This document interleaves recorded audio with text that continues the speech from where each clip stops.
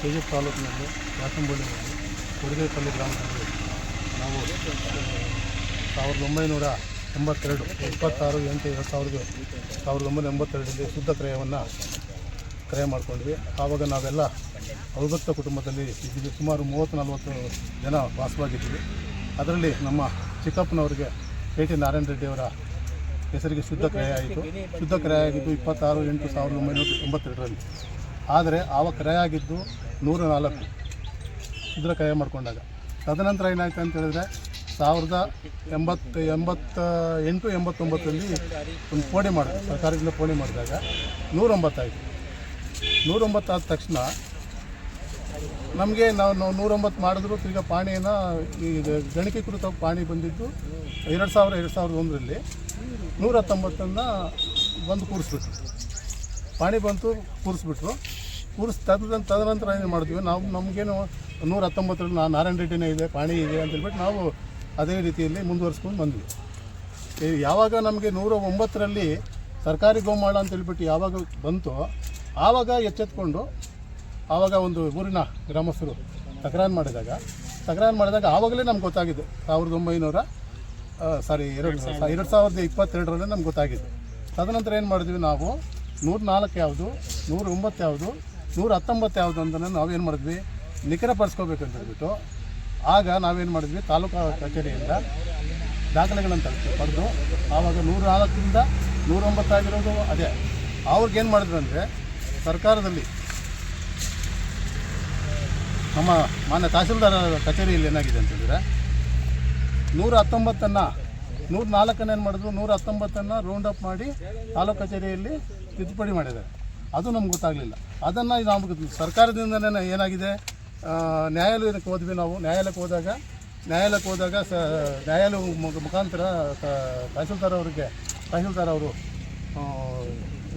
ಏನು ಇದ್ರ ಬಗ್ಗೆ ದಾಖಲೆಗಳನ್ನು ಕೊಟ್ಟೆ ಅಂತ ಹೇಳ್ಬಿಟ್ಟು ಕೇಳಿದಾಗ ಅವರೇ ನಮ್ಮದು ತಾಲೂಕು ಕಚೇರಿಯಲ್ಲಿ 104 ಇದೆ, 109 ಇದೆ, ಆದರೆ ನಮ್ಮ ಕೈತಪ್ಪಿನಿಂದ ಗುಂಡುಸುತ್ತು ಸುದ್ದಿ ಇದನ್ನು ತಪ್ಪು ಮಾಡಿದ್ದೀವಿ ಅಂತ ಹೇಳ್ಬಿಟ್ಟು ನ್ಯಾಯಾಲಯಕ್ಕೆ ಸರ್ಕಾರಿ ವಕೀಲರ ಮುಖಾಂತರ ನೀಡಿದ್ರು, ದಾಖಲೆಗಳ ಸಮೇತ ನೀಡಿದ್ರು.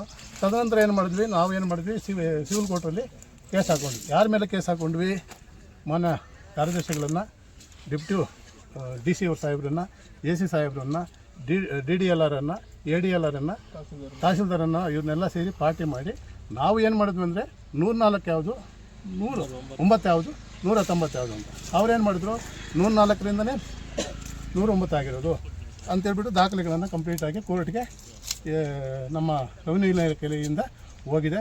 ಈ ಕೋರ್ಟಲ್ಲಿ ನಡೀತಾ ಇದೆ. ಇದು ಸ್ಟೇಟಸ್ ಆರ್ಡ್ರು ಇದೆ, ಯಾವುದೇ ಕಾರಣಕ್ಕೂ ಮಾಡಬಾರ್ದು ಅಂತ. ನಾವು ಹಾಕ್ಕೊಂಡಿರೋದು 104ರಿಂದ 109 ಆಗಿದೆ. ನಮ್ಮ ದಾಖಲೆಗಳ ಪ್ರಕಾರ 109ನ ನಮಗೆ ಇಂಡಿಕೇಟನ್ನು ಮಾಡಿಕೊಡಿ ಅಂತ ಹೇಳ್ಬಿಟ್ಟು ಅರ್ಜಿ ಹಾಕ್ಕೊಂಡಿದ್ದೀವಿ. ಇದನ್ನು ನಾವು ಪಾರ್ಟಿ ಮಾಡಿದ್ವಿ. ಈಗ 19/2/2025 ಇದಿದೆ, ಏನೋ ಕೋರ್ಟ್ ಕ್ರಾಸ್ ಎಕ್ಸಾಮ್ ಇದೆ, ಎವಿಡೆನ್ಸ್ ನಡೀತಾ ಇದೆ, ಎವಿಡೆನ್ಸ್ಗೆ ಹೋಗಿದೆ. ಸರ್ಕಾರ ಗೋಮಾಳ 1942ರಿಂದ ದಾಖಲೆಗಳಿದೆ.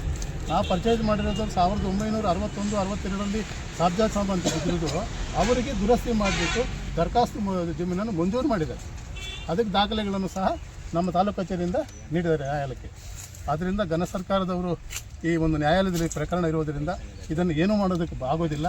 ಯಾಕಂತೇಳಿದ್ರೆ ನ್ಯಾಯಾಲಯ ಇರೋದ್ರಿಂದ ನ್ಯಾಯವಲಯವನ್ನು ನಾವು ಗೌರವಿಸಬೇಕಾಗಿರೋದ್ರಿಂದ ಈ ಯಾವುದೇ ಇದನ್ನು ಸರ್ವೆ ಕಾರ್ಯವನ್ನು ಮಾಡಬಾರ್ದು.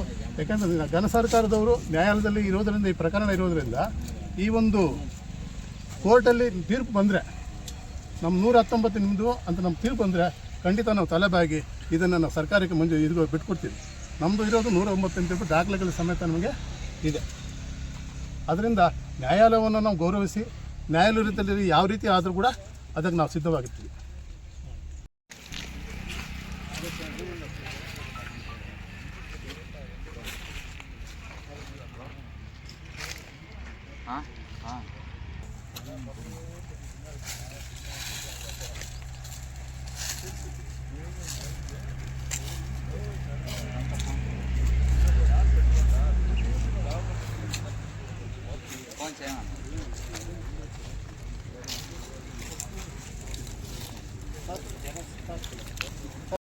ಇರಲಿ ಸಲ್ಲಿಸಿದೆ, ಇರುವುದಿಲ್ಲ, ಪತ್ರಗಳು ಇರುವುದಿಲ್ಲ. ಇದು ತಹಸೀಲ್ದಾರ್ ಮೇಡಮ್ನವರು ಕೋರ್ಟ್ ಕೊಟ್ಟಿರೋದು 104 ಸರ್ವೆ ನಂಬರಲ್ಲಿ ಸೈಯದ್ ಕಾಸಿಂ 4ನೇವರು ಇವ್ರ ಮಕ್ಕಳು ನಮಗೆ ಅವರು ಅವಿಭಕ್ತ ಕುಟುಂಬ, ಅವರಿಬ್ಬರು ತಂದೆ ತಾಯಿರು ಅವಿಭಕ್ತ ಕುಟುಂಬದಲ್ಲಿ 3 ಜನ ಅಂತಮ್ಮಂದರು ಬಂದು ನಮ್ಗೆ ರಿಜಿಸ್ಟರ್ ಮಾಡಿಕೊಟ್ರು. 26/8/1982 ರಿಜಿಸ್ಟರ್ ಮಾಡಿಕೊಟ್ಟಿರೋದು. ಅದುವರೆಗೂ 42 ವರ್ಷಗಳ ಕಾಲದಿಂದ ನಾವೇ ಈ ಒಂದು ಜಮೀನಲ್ಲಿ ಪೊಸಿಷನಲ್ಲಿ ಇದ್ಕೊಂಡು ಸ್ವಾಧೀನ ಅನುಭವದಲ್ಲಿ ಮಾವಿನ ಗಿಡಗಳಿಟ್ಟಿದ್ದೀವಿ. ಸುಮಾರು ದಿವಸ ನಮಗೆ ಇದ್ರ ಬಗ್ಗೆ ನಮ್ಗೆ ಯಾವ ಪ್ರಕರಣವೂ ನಮ್ಮ ಮೇಲೆ ಇರಲಿಲ್ಲ. ಆದರೆ ನಮ್ಮ ಸರ್ವೆ ನಂಬರು ಮಿಸ್ಟೇಕ್ ಆಗಿರೋದು ಸರ್ಕಾರದಲ್ಲಿ ಆಗಿಬಿಟ್ಟು ನಮಗೆ ಇವಾಗ ತೊಂದರೆ ಆಗಿದೆ ಅಷ್ಟೇ. ಅದಕ್ಕೆ ನ್ಯಾಯಾಲಯದಲ್ಲಿ ಯಾವ ತೀರ್ಪು ಬಂದರೆ ಅದಕ್ಕೆ ನಾವು ತಲೆಬಾಗಿಸ್ತೀವಿ. ಮಿಸ್ಟೇಕ್ ಆಗೋದು ಯಾರು 40 ವರ್ಷಕ್ಕೆ ಮೊದಲು ಮಾಡಿರೋಂಥವ್ರು ನಾವು ಇವಾಗ ಇಲ್ಲ, ಅವರು ನಾವು ಏನು ಹೇಳೋಕ್ಕಾಗಲ್ವಲ್ಲ. ಅದಕ್ಕೆ ನಮ್ಮ ತಿದ್ದುಪಡಿ ಇಲ್ಲ ಗೊತ್ತಿಲ್ಲ, ಅದುವರೆಗೂ ಗೊತ್ತಿಲ್ಲ. ಆದ್ದರಿಂದ ಈ ಘನ ಸರ್ಕಾರದವರು ನ್ಯಾಯಾಲಯದಲ್ಲಿ ಇರೋದರಿಂದ ಈ ನಾವು ಹೆಚ್ಚಿಗೆ ಮಾತಾಡೋಕ್ಕೆ ಬರೋದಿಲ್ಲ. ಆದರೆ ಇರೋದರಿಂದ ಯಾವ ರೀತಿ ತೀರ್ಪು ಬರ್ತದೋ ಅದಕ್ಕೆ ನಾವು ಬದ್ಧರಾಗಿರ್ತೀವಿ. ನ್ಯಾಯಾಲಯಕ್ಕೆ